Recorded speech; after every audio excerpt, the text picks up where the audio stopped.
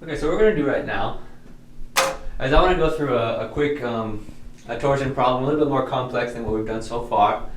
So what we're going to look at is we're going to pretend like we want to build our own car, and we want it to be super fancy. We're going to make it a gold car. We're going to make the frame out of gold, everything out of gold. Now gold isn't very strong, and so one of the things, the problems we came across is we were trying to build this this steering wheel, I can't think of the word rod or whatever. We realized that gold's expensive and several other things, so we decided that we're just going to make it gold plated. We're going to make a core inside of this rod that is steel. Thereby it can withstand more torque. It'll be a little bit stronger and it won't cost us quite as much money, which will be nice. So what we're doing is the design that we came up with, and I should change that's not accurate. There we go. Is we've made this rod, and it's 2 feet long, we'll say. It's 1.25 inches in diameter, and we're going to make the steel core inside 1 inch.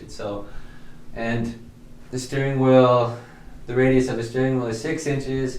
And so we're going to see what's happening. We want to find out, what do we want to find out? Oh yeah.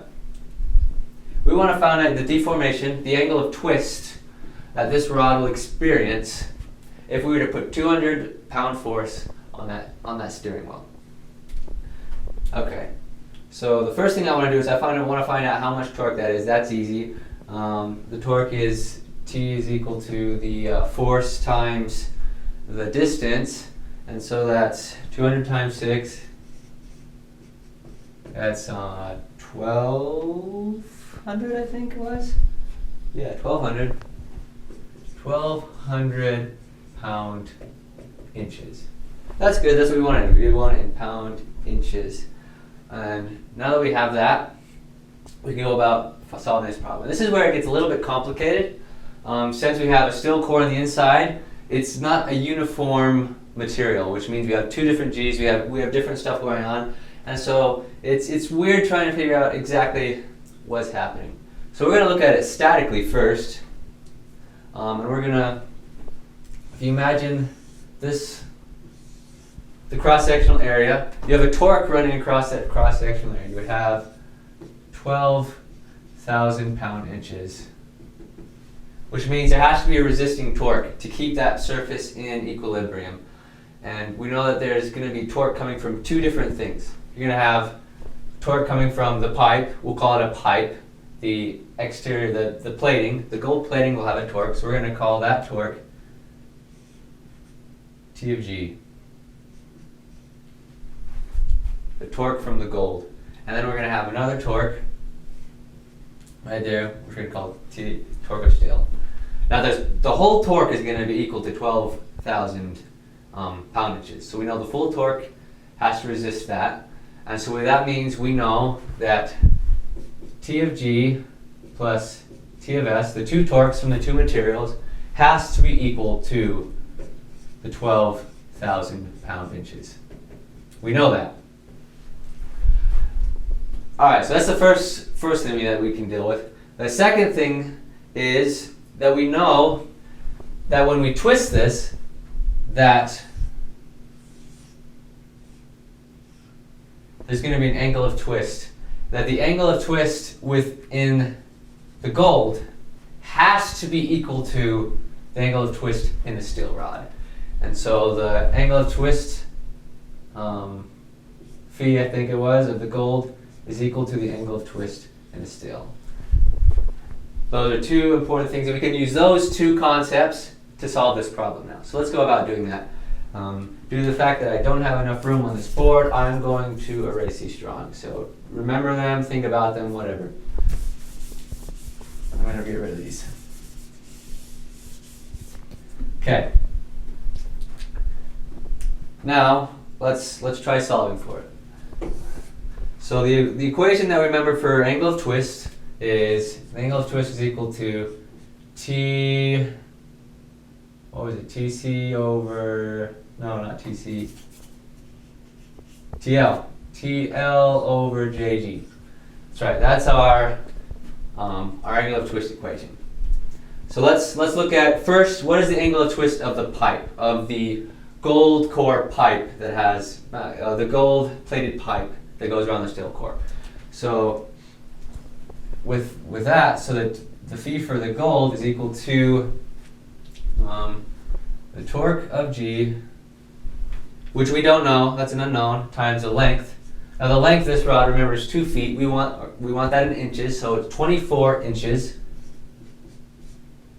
divided by J, which is pi over 2 times, now this is a pipe, remember, and pipe is different than an actual rod.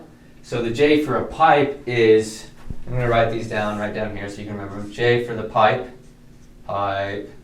is equal to pi over 2 times c to the fourth, c outer to the fourth minus c inner to the fourth. While for the rod is equal to pi over 2 times c to the fourth, just c to the fourth. So we'll use both of those today because we have both the pipe plating and the rod, that's the rod core. So we use both of those.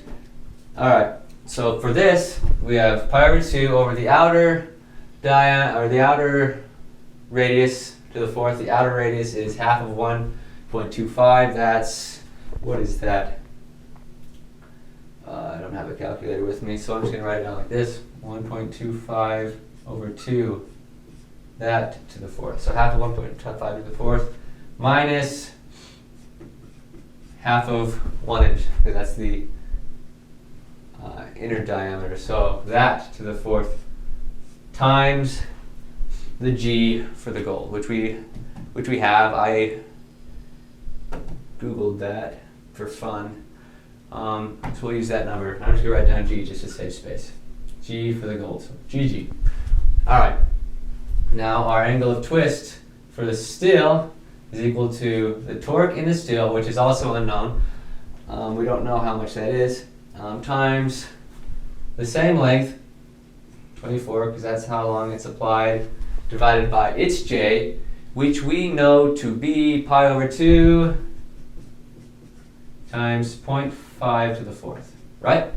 Times the G of steel, which we have here as 11.6, or 11 times 10 to the 6, I mean, PSI. Alright, so now that we've done that, we know that these two angle of twist have to be equal. We talked about that earlier. And so we can put these two equal to each other. First though, I'm going to solve these out, simplify them. And once I've gone through, I've punched in all the numbers in my calculator, I get phi of, well, phi period is equal to TG times 0.00004327. 4327. Yeah. And that is also equal to T of S times 0.00002222. 4 twos, lots of twos. Cool. So we have those. We can put these two equal to each other, and that's our first equation. We have now one equation and two unknowns here.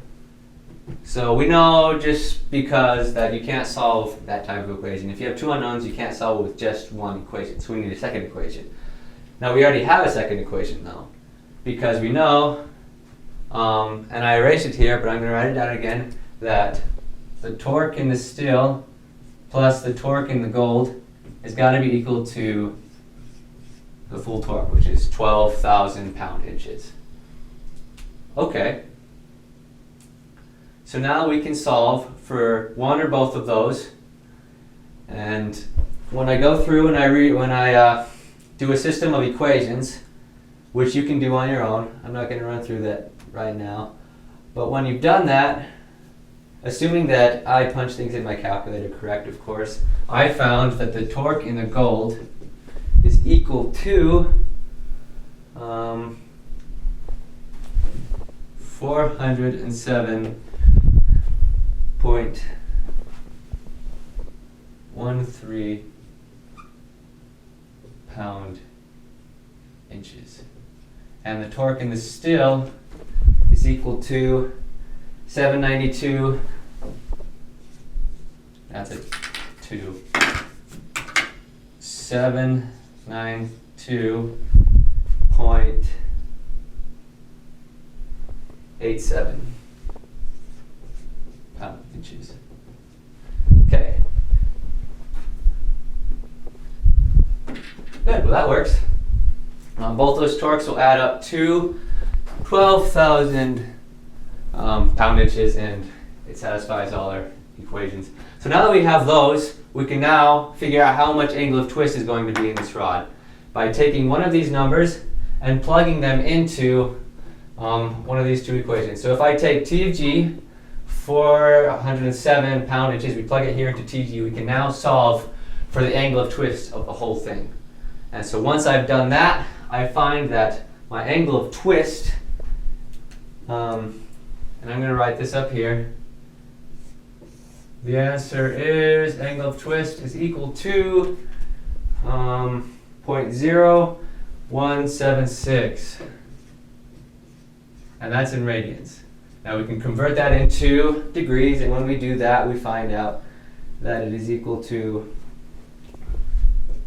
1.009 degrees. Okay? So there's a lot of relationships that you can look for when solving a problem like this, and one of the big ones is if you have something like this, if you have a rod with the core and an external, you'll have two different forces coming from each section that have to be equal to the full torque, because there is a complete torque being applied on that. Also, the angle of twist for both the core and the plating, they have to be equal to each other because they're connected that way. And there's not going to be any sliding past it, assuming that they're glued correctly, of course. And yeah, when you're solving a problem like this, just try to look for some of those relationships so that you can create equations like that and go through and solve these problems. And yeah.